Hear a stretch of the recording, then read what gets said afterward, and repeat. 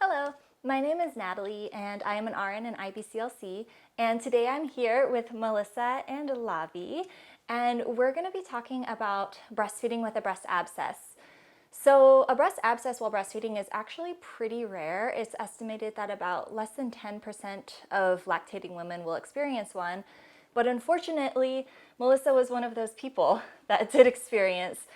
So she's going to talk to us today about what worked for her, what didn't work for her, and any other advice that she has for moms that might be going through the same situation.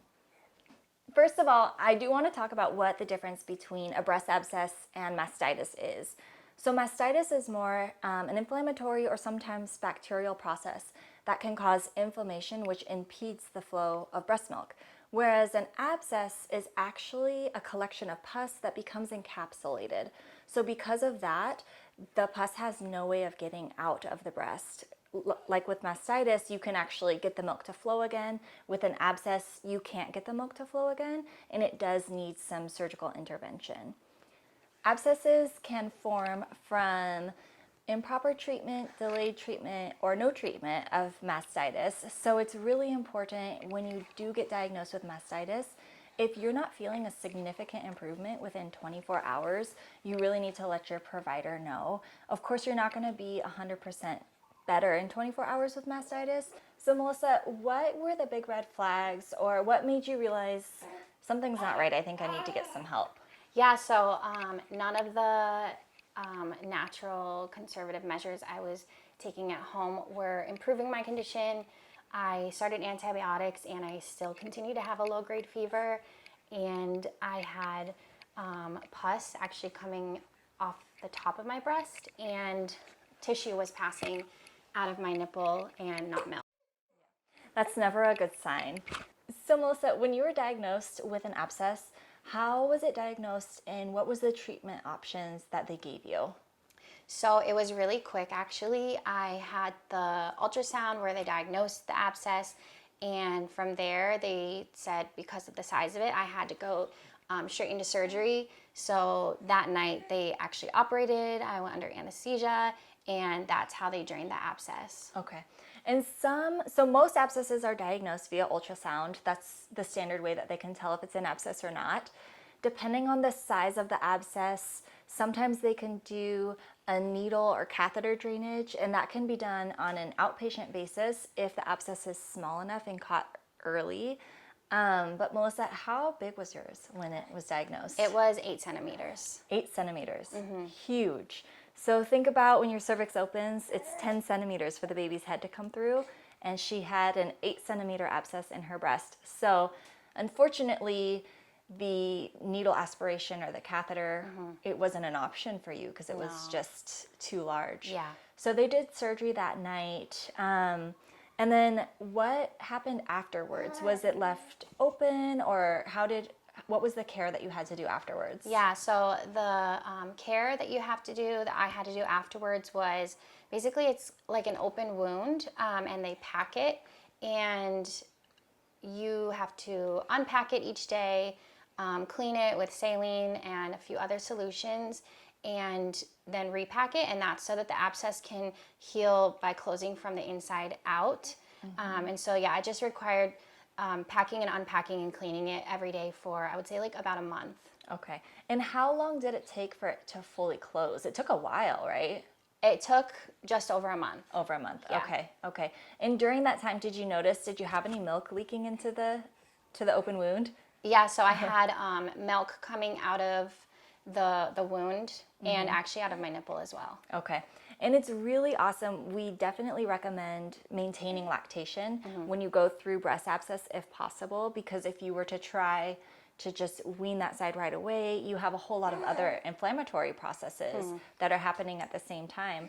So you did a really good job of continuing to breastfeed on your right side, and then this side, your incision was a little too close to the nipple to have him latch. So what did you do? How did you treat keeping your milk flowing? So after I had the surgery, I guess intuitively, I wasn't meeting with you until I think a week later. So intuitively, I gave it a day or two to rest, and then I knew I wanted to keep the milk supply, and I knew I really wanted to like try to at least be able to breastfeed. So I just kept pumping just a little bit each day just to maintain. And your milk actually started flowing much better once the abscess was removed, because Yes. it wasn't flowing Yeah. at all Yeah. before. So the way that milk flows from the breast is from the area of most resistance to least resistance. So you probably actually had more leakage out of the incision than you did out of the nipple, because there was so much less resistance there once it was open. I did, yeah. Yeah. And a lot of women are worried, like, oh my gosh, what happens if the milk is going into this open wound? It's actually really healthy because milk has a lot of antibacterial properties. So it actually helps to cleanse the wound. So it's pretty amazing, despite all these horrible circumstances you were in, Yeah. your body actually has a way of helping to heal itself. I'm sure that having a breast abscess was not in your plan for breastfeeding when you first started your journey. How old was he when you got the abscess? So Lavi was 6 weeks when I got the abscess. Wow. Yeah. Wow. So he was still establishing breastfeeding, and I'm sure it was a major bump in the road for you. Yeah, definitely. After you were diagnosed with the abscess and you were exclusively breastfeeding at that point, Yeah. what were your thoughts as far as what am I going to do with breastfeeding, or what your treatment plan was? I'm sure it was a very emotional time for you with all of that happening in one day. Yeah. I knew I definitely wanted to do whatever I could to keep breastfeeding, because that was always my plan before I had my baby. And Yeah, he so agreed. I didn't really know what that looked like, but I was definitely just committed to doing whatever I had to do just to like maintain being able to breastfeed. And then just, I also kept in mind that it might be like a long-term journey. Yeah. So with any breast abscess, it really is a long journey to recovery. So it's not something that happens overnight, and it is important to have realistic goals. Melissa, with you, things changed afterwards, right? Like he was exclusively breastfeeding beforehand. Afterwards, he wasn't able to go to that breast because of where the incision was so close to the nipple. Yeah. So you continued to latch him on the right. Yeah. Okay. And then needed to introduce formula at that time. I did, yeah. Okay. Yeah. And how were your thoughts about that? You know, that wasn't your intention, but something happened and you just kind of had to go with it, you know?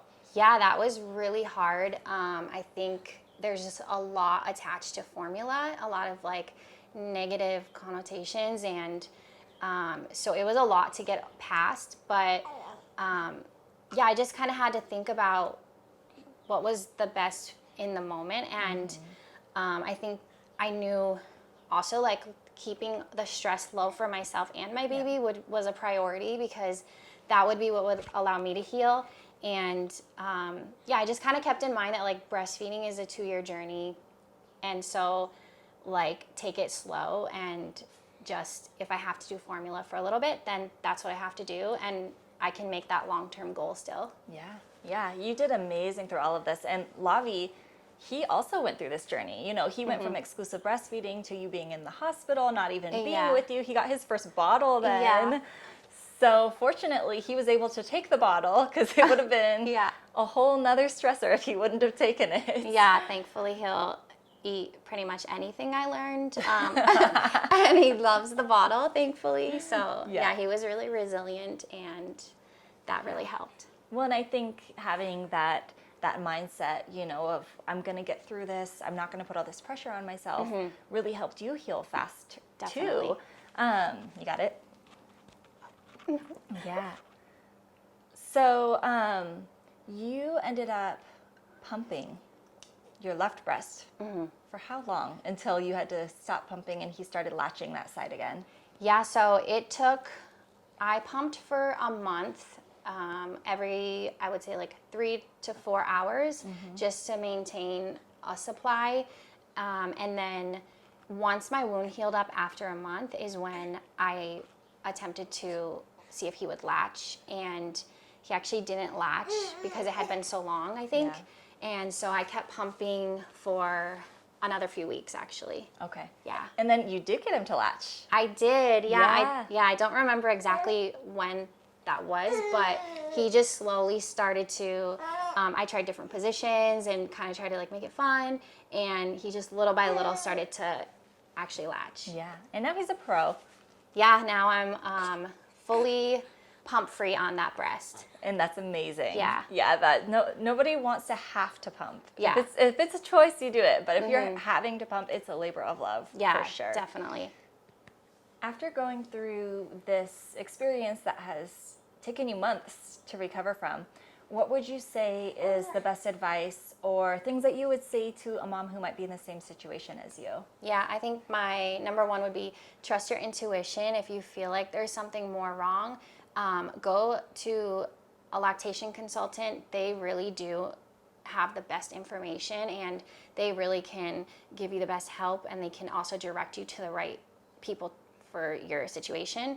Yeah. And then also just like breastfeeding it's a long journey, so it's okay to be flexible and have that grace on yourself that if it doesn't go how you expect, if you do plan to breastfeed for 2 years, like things can change. So it's not the end of the world. And I think the most important thing is just take care of your body and then try not to overstress it. Yeah. Yeah. That's great. And you guys have done such a good job. Anybody in this situation, anybody with a breast abscess it's not fun. And you do the best you can, right? Yeah, You do the best definitely. you can with the education and support you have. Yeah. So you guys have done awesome, and he is thriving. Yeah, he is.